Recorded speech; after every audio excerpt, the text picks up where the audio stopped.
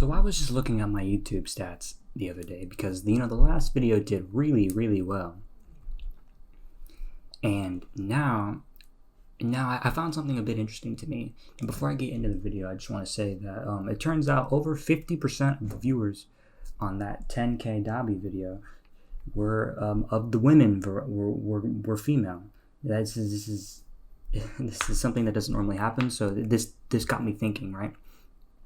So this is going to be my question of the day, and you can feel free to answer if you would like, because I'm curious now. If you are a person, if you're a human being and you swing Dabi's way, go ahead and let me know on the comments or on Twitter. Is Dabi boyfriend material? That's what I want to know. Is Toya Todoroki boyfriend, husband material? That's all I gotta know. And let's go ahead and move on to these chapter 291 spoilers, courtesy of everything on the internet. And this chapter is called Thank You for Being Fine.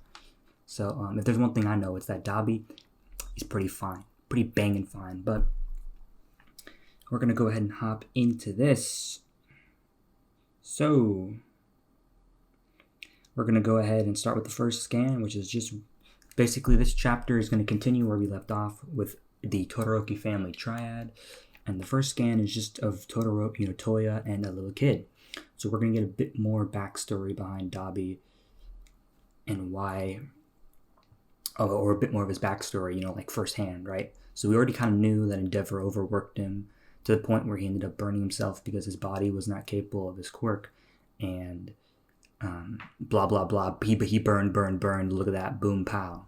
So we're going to get a bit more of that here. We're going to move on to the next scans. We get Todoroki, Toya, as a kid who has black hair. He had white hair in the previous scan. We get Endeavor, Todoroki showing off his quirk here, but what happens is Endeavor notices that when Toya uses his quirk, it singes his own body, and we see Endeavor reliving this flashback in the current time, because we flash back to current Endeavor, who's just beaten and bruised and kind of shocked at this point. He doesn't really know what to do because you know how in the Batman comics, Red Hood is like Batman's greatest greatest failure. Jason Todd is Batman's greatest failure. Now, while Endeavor is a bit more of a dick than Batman is, and while Dabi, in my opinion, isn't really a redeemable villain like Jason Todd is, I'm seeing the parallels here. Whereas Endeavor is trying to live a path of righteousness, he's trying to step up and be number one. He's trying to be the better man, make up for his past sins. And now here you got his greatest failure in Toya Todoroki coming back from the grave, or at least he thought from the grave, to kind of remind him of his hellish past. So this is where we're going to reach the climax of, I believe, Endeavor's character in the series. Whether or not he'll make it through this arc is interesting enough to discuss. So let's go ahead and talk about the next few scans. The next spoiler is a translated conversation that says, between Endeavor and Toya, that says, "Toya, what's up with your hair?" Toya says, "What?" And Endeavor says, "It turned white." And Toya says, "Impossible. I became old." And Endeavor says, "Did you dye it?" And Toya says, "I never did something like that." So it seems to me that Toya's hair was black at a point, and then it turned white, presumably when his quirk activated, to show that he had the body of an ice user, but the intensely more powerful quirk of a fire user. So this is probably the biggest spoilers of the chapter right here, is we get Endeavor and Todoroki looking up at Makia, who's on the fight, and we end up seeing the broadcast. So Dabi's going to rant a bit more to Endeavor here, but we then see that the entire world is broadcasting Dabi's pre-recorded broadcast. I said broadcast a lot.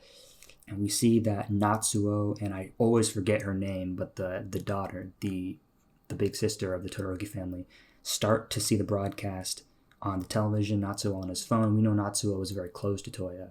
So this is when we get to see the other family's reactions to the reveal that Dabi is Toya Todoroki. We keep going here. It's just a few more scans of Dabi just being Dabi, right? However, we do see that Deku and Bakugo are currently alive, and they're looking at the people. But this is where we get the big one, is Dabi jumps down off of Gigantomachia and lights himself on fire. He looks like a singeing phoenix, bro. And this looks like the Dabi and Todoroki family triad fight is finally going to be beginning. We keep going a little bit here. We're going to get an update on Hawks in this chapter as well. So Hawks we're gonna get an update on his life. It looks like we will be getting Todoroki family fight, Dabi versus Todoroki and Endeavor. But the big reveal of the chapter, coming back from the grave, is best Jeanist. He is not, in fact, dead. He is alive. Best Jeanist is here, and he is alive, and he's on the battlefield to presumably fight Dabi. So that's all the spoilers we're going to have for this chapter. Hopefully all you people out there tell me why Dabi is so damn lovable to all the girls out there.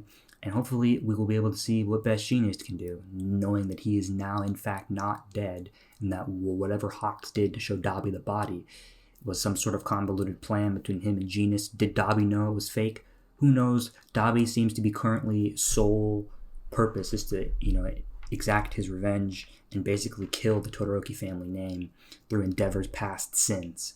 So hopefully you enjoyed this video. This is going to be a big one, bro. This is going to be, this part of the arc is just getting better and better. And to be real, I just can't stop. I can't like not read the chapter upon first release, dude. It's just too damn good.